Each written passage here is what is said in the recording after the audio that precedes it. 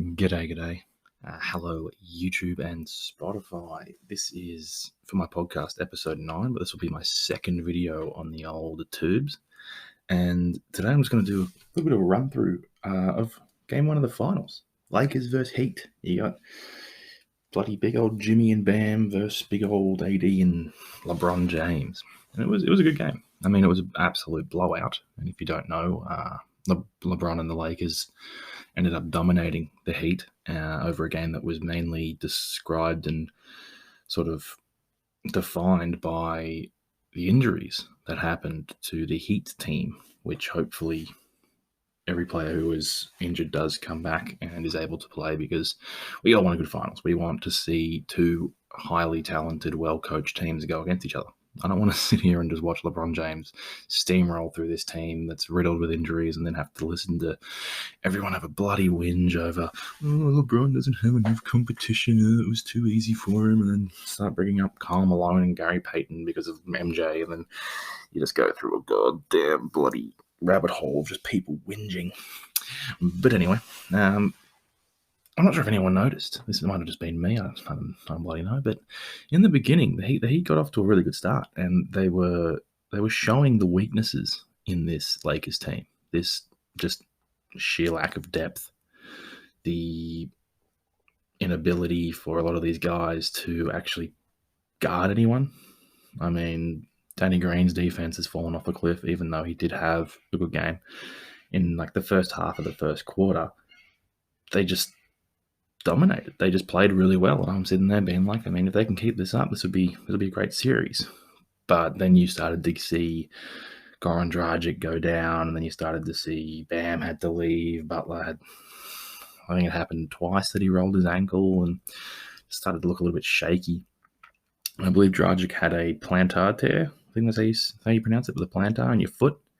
I know that there was a history of, I think it was Joe Johnson back on the Nets in one of the games in his playoff. I think it was in the first or second round. He had a similar thing, and I think he's actually injected him with either painkillers or some form of a steroid to help with the swelling and pain, and he continued to play the rest of that series.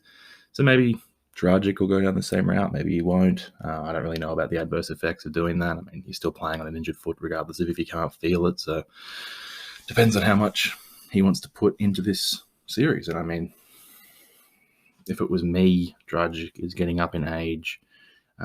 He never has played. He's never relied on athleticism to be impactful. It's usually his IQ and just how he plays mentally, which makes him such a valuable asset to this Heat team. So, I mean, he could probably still play down the line in the career if this does create more issues down the line, if he continues to play on it. Bam's was more of just a shoulder injury that we saw that lingered from the Celtics series. But I mean, he was able to play out that series. He played at a very high level after he came back from initial injury. And from what I've read so far, the MRI came back negative. So pretty sure Bam's going to be out there. And they're going to need Bam. I mean, Bam's not there. This Heat team is not going to win. Because one thing that I noticed was that when Anthony Davis got the ball, it was, as Shaq would say, barbecue chicken. I mean, the man just absolutely dominated. And you could see lots of the times where there was Jay Crowder out there, because the Lakers decided to start Howard and Davis. And Howard is obviously, I wouldn't say a shell of his former self, but he's definitely not on the same level as the 4-time Defensive Player of the Year and like perennial MVP candidate Dwight Howard from the Orlando Magic. But he's still someone that you have to give respect to, because he's still a dangerous role man, and he does have high basketball IQ, so he knows where to be and where to position himself, especially when it comes to rebounding all the offensive glass, which the Lakers just dominated the Heat in. At one point in the game, they had double their offensive boards, and that you could just see the impact that was having on this team, because their big rotation is honestly very light. They play small, and it works up until you get to very talented big men, and that's what the Lakers have. So you could see them really abusing that mismatch, especially when they had guys like Jay Crowder, who, yeah, he's a good defender. He's a defender that you want on your team. but he can't defend AD. I mean, maybe if you go back to Pelicans AD, who for some reason really struggled with a smaller defender in his face, he's got the confidence now, and he's got the talent and the skill, but he makes small defenders look dumb. And you have to have that height, and even with Bam being undersized, he's the only person on that team that can remotely put a bit of a block on to AD. No one else in that team has even a chance. So if Bam is out, this I would say that this series is over. If you don't have Bam to throw at AD, and if it was me, I'd probably be having Bam out there every single minute that AD is, and make sure that he is on him the entire time, and then just try to use a strong body like Crowder to box out Howard or McGee or whoever they put at center if they're not running AD at center. That's the only way. Only way I can see that. But I mean, moving on, there was a few other little things in this game that I noticed. Like I kept on seeing Kuzma guarding Jimmy Butler, and it just doesn't make sense. I mean, Jimmy Butler is, I mean, he's not an offensive superstar, but he's an incredible offensive talent. He's a great passer. He's beautiful at driving to the basket, and Kuzma is one of the worst defensive wings / big men in the league. I mean, you see him falling for basically every single pump fake. He flies out of the bloody court every time someone even remotely lifts the ball above their shoulders. And going up against a guy who's a free throw machine, it just doesn't make sense. Like, why would... I get that you don't want to have LeBron James in foul trouble, but you're just going to give Jimmy Butler so many free throws, even if he didn't get too many this game compared to games in the past. But, God, just watching Kuzma defend just hurts me. And, I mean, you can chuck LeBron on him, and you can throw... I mean, I do get it, because... God, this Lakers team is so thin. I don't even know. I mean, you check Marcus Morris, maybe, or Markieff Morris, whichever Morris is there. The bloody fucking same person. But the big thing that was very noticeable in this game was that the Lakers were able to really take control of the tempo, and you could see that it didn't fluster the Heat, but it definitely took them off their usual rhythm. I mean, you could see that just by the sheer number of fouls that were being committed by this Heat team, especially inside. They were basically just consistently giving free throws to this Lakers team, who, if you give them their free throws, they're going to win games. That's why they complained to the league about not getting enough, because they know if they go to the line, they got a good chance of winning regardless of who they're up against.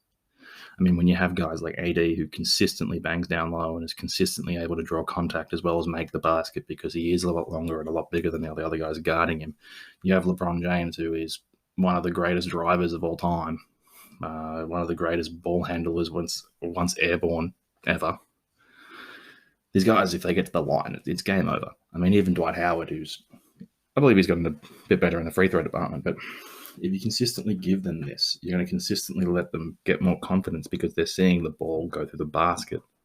And that's not what you want for a team like this, where they're built up of very shaky shooters. Like Danny Green, this is the first good game I've seen him play.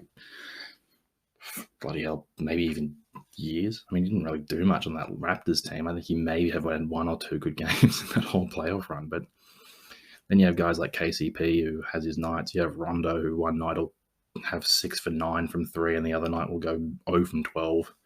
Like, this team is built up on a lot of shaky auxiliary talent, and if you're just going to be gifting them with this ability to see the ball go through the basket, their confidence is going to grow, and they're going to start making more and more of these shots that you don't want them to make, especially when you're such an elite defensive team like the Heat. But at the end of the day, this is game 1.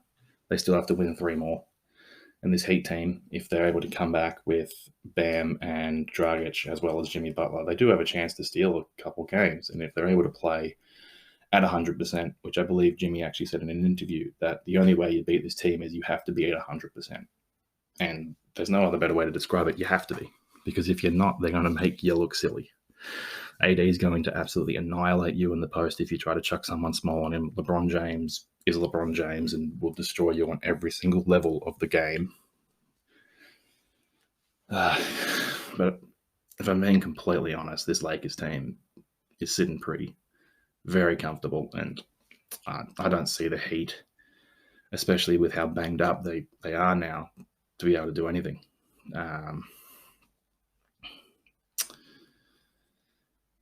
Yeah, I've definitely got Heat in 5 now. I'm not even going to go Heat in 6 with just these injuries, even if they're not serious injuries. There's nothing this team can do. Even if you get Bam, like you'd have to quite literally have Bam on AD the entire time. Otherwise, you're going to lose. There's no, like, you can't chuck Kelly Olynyk. I mean, LeBron James loves driving against Kelly Olynyk. The dude will absolutely destroy him if he's out there, let alone he's not going to be able to really do much against AD. I mean, maybe Myers Leonard, but I don't even remember the last time I saw him on the court. And outside of that, their big rotation is just non-existent. They're playing small forwards, a power forward like Jay Crowder, and I mean, even Jimmy Butler's getting a fair amount of reps at the power forward position. I'm just really praying that these injuries aren't too serious, so that we actually do have an interesting finals matchup, because that first 2 quarters, the first half of this game was interesting and it was great to watch, and you could see that these two systems were going against each other. If you take out Bam, you take out Jimmy. I mean, Jimmy will play with a broken arm. Like, there's nothing going to keep him out of this game. But with the young guys like Bam and a bit of these older veterans like Dragic, when they get injured, it's sort of, you got to weigh up your options type stuff. So we'll have to see how that goes. But let's just bloody hope that we can continue to see some real good high quality basketball, because that's all I bloody want. But anyway, I'll leave it at that. Thanks everyone for watching / listening. And if you guys want to get into contact with me, the comment on the YouTube video, which is, if you're listening to the podcast, it's Just Another NBA channel. And I mean, if you want to email me, have more of a direct contact, it's Just Another NBA page at gmail.com. Just Another NBA page at gmail.com. I'll try to hit you back whenever I can. And yeah, thanks for listening. Like and subscribe if this is on the good old tubes. And I'll catch you guys in the next one.